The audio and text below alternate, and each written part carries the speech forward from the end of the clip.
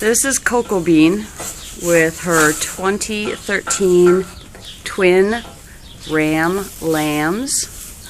And as you can see, one is a normal sized lamb and the other one looks like a beanie baby.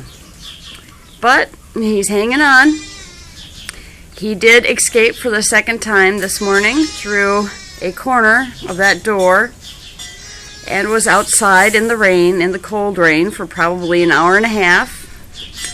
We brought him in, cleaned him up, and he nursed, and now he's checking out the nice warm straw under the heat lamp. He was born Saturday afternoon around 4 o'clock. He escaped Sunday morning and got himself wedged outside in one of the cattle panels. Cold, muddy, wet. Thought he was going to be a goner for sure. Brought him in, warmed him up, went right back to nursing. So I don't know. This is the smallest lamb we have ever had. He's less than half the size of his brother,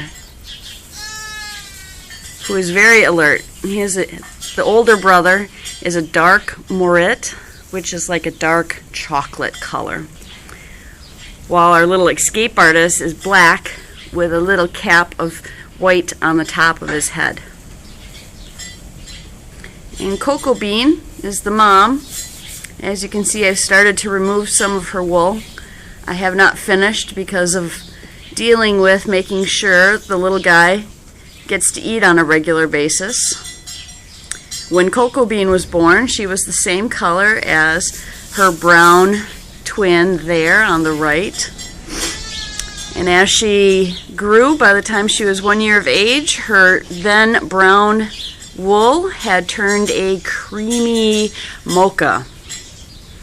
She retains the dark brown markings on her head, her legs, and her tail.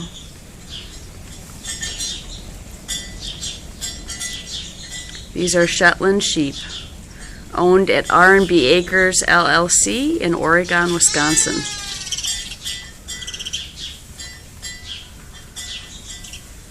Probably some of the most enjoyable animals I've ever owned. Very curious, very, very smart, very hardy. It's amazing that little guy is still alive. And they produce some of the softest wool I've ever felt. I think merino is a bit silkier, but the Shetland wool is so soft and has incredible loft to it. You can see on Cocoa Bean how fluffy it is, and it hasn't been carded. That's just her. On her neck, that was all wool that had already loosened up and easily pulled off. Shetland sheep carry a gene from ancient days that causes them to start to shed. It's called the rise, and the process of pulling that wool off is called ruing. And you can see along her backside that also had loosened up and was easily removed by hand.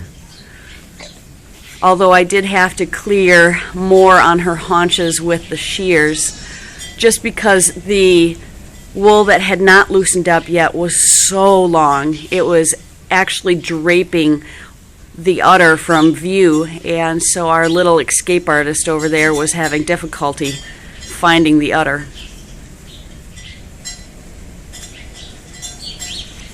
I will probably end up shearing her in a traditional manner later this week, just because we got to get it done. And there he goes. He's trying to find Mama. Now his belly's pretty full right now because I brought him in and held Cocoa Bean still so that he was unaccosted by his big brother and was able to get a bite to eat. And as you can see, his big brother wants to play because he feels good. He can't escape. He's too big to fit through tiny little crevices.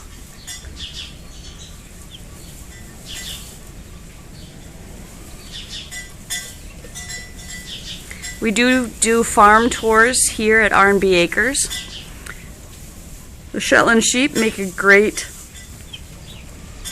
item for little kids to come out and pet. They're very well mannered and very cuddly.